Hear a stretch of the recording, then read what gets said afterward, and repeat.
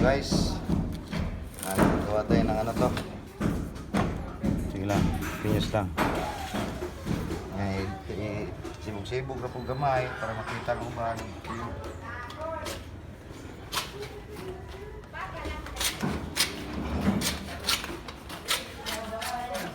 Kaya pag ganito ito guys, mga carwinder, kasi huli na ako pumunta dito. Wala pang wire na panan nila, hindi ako naka-layout.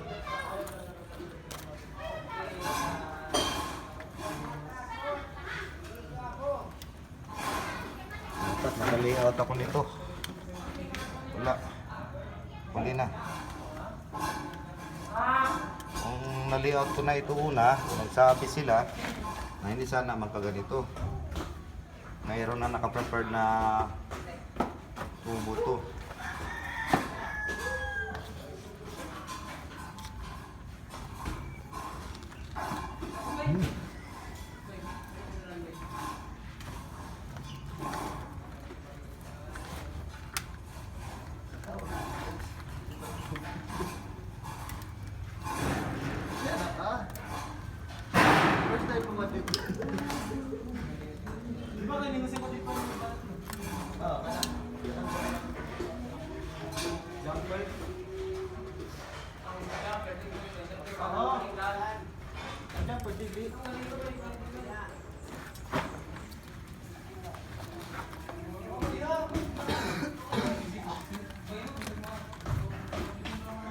Maliit ang flexible hose. Guys, dito yung patakbo. So, dito kami ngayon. Ulit, mag-wiring. Yung sa kabila. Halika, dito tayo. Tingnan natin. Kasi news mo lang yung iba natin. Video.